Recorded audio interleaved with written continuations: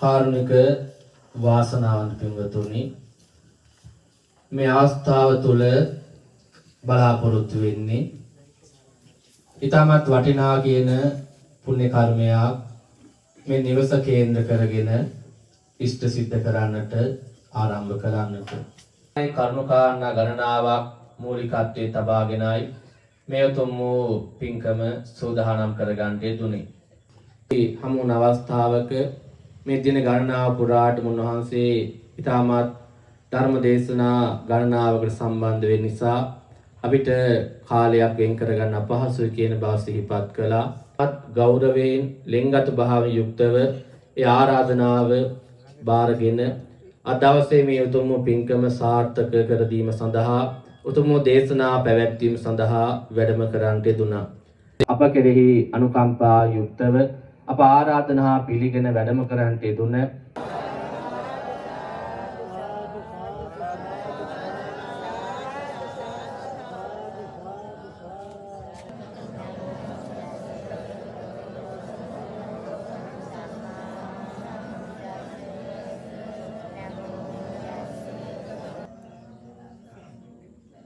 බුද්ධං සරණං ගච්ඡාමි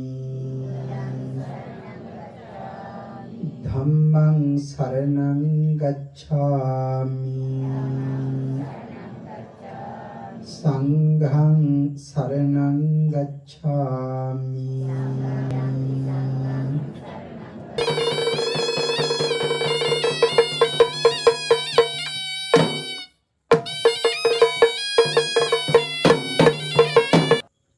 ගෙදර උයලා තියෙන මොනවා හරි දෙයක් අරගෙන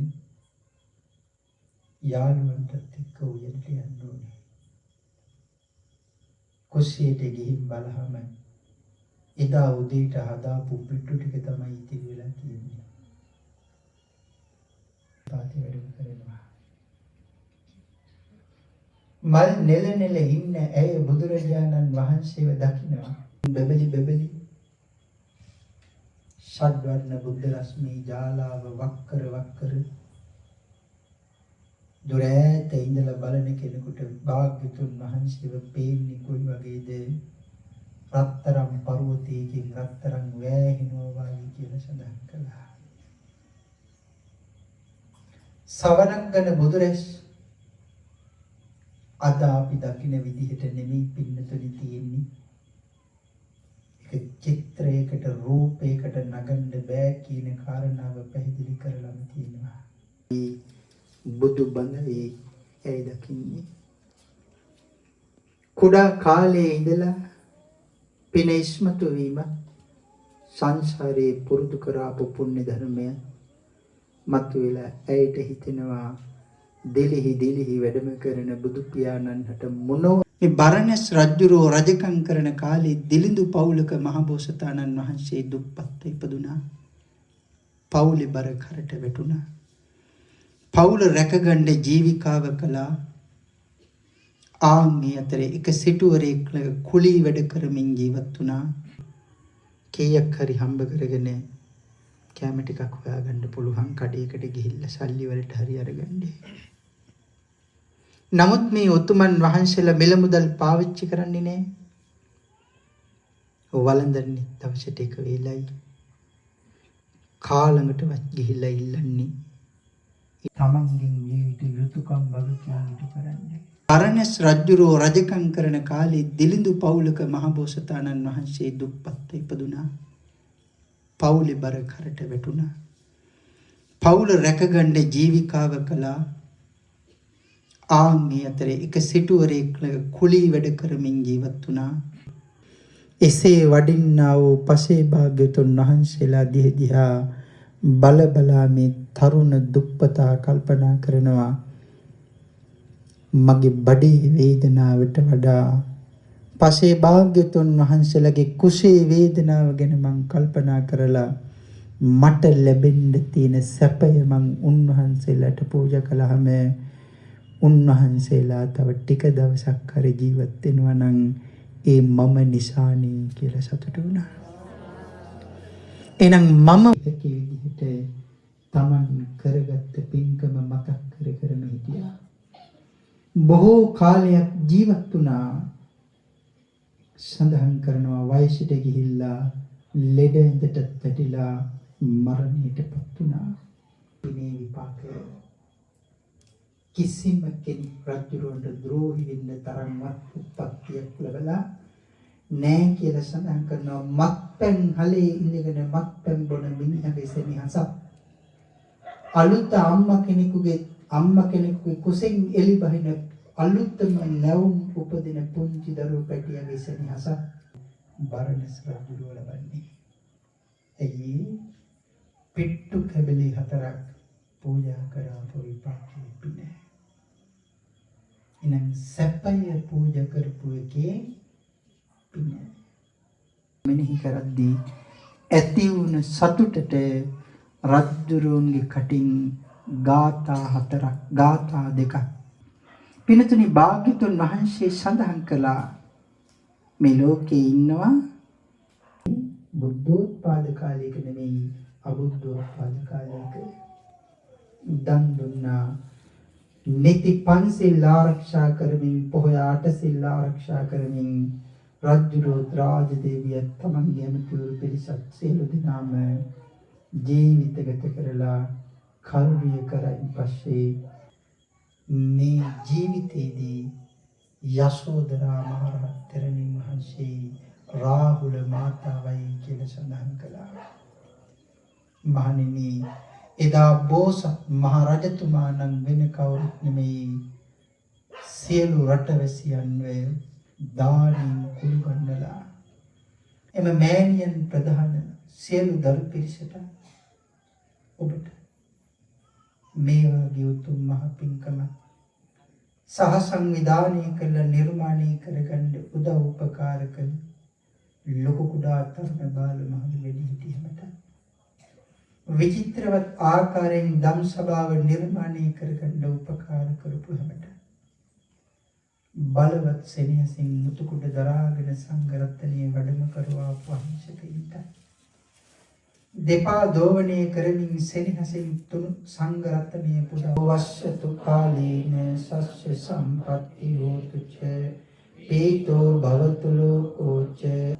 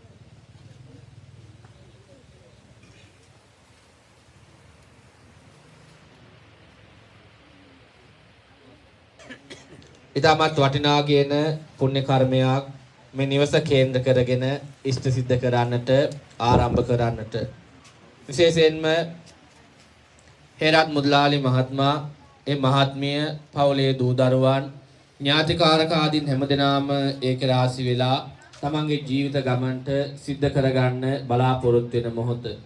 නිසා විශේෂයෙන් මේ රාත්‍රී කාලය තුල මේ ස්ථානයේ තුල මේ දහවල් කාලය තුල බලාපොරොත්තු වෙන උතුම් වූ සංඝ සතු දහනමි පින්කම සිද්ධ කරලා තමන්ගේ මෙලෝ ජීවිතයට ආශිර්වාද නිකුත් පහදා කරගන්නට.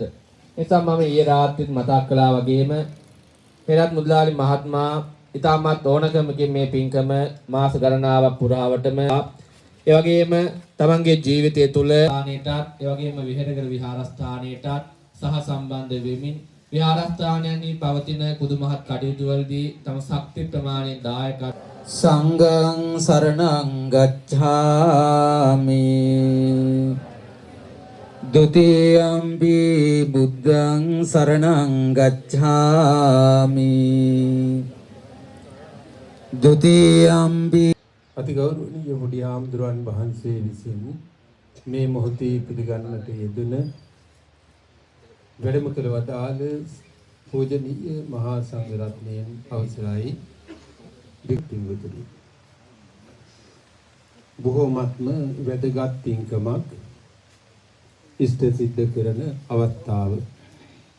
ඉන්නේ පින්කම පිළිබඳව වසර ගණනාවක් කරගන්නට එතුමන්ගේ බලාපොරොත්තු තිබුණේ 50 දෙනා වහන්සේ නමක් වැඩම කරවාගෙන මේ දානමය පුණ්‍ය කර්මයේ සිව්වනක් පිළිදෙතම පූජා කරන්නට උනේ කියලා.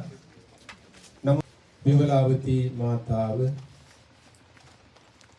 තමන්ගේ ජීවන කාල පරිච්ඡේදය තුළ තමන්ට සිදු කරගත හැකි සූත්‍රයේදී ඊටාම ධාර්මිකව බික්ඛු සංඝස්ස දේම සාඨ පරික්කාරං සපරික්කාරං ඉමං බික්ඛං බුද්ධ පමුකස්ස සකලස්ස බික්ඛු සංඝස්ස දේම සාඨ පරික්කාරං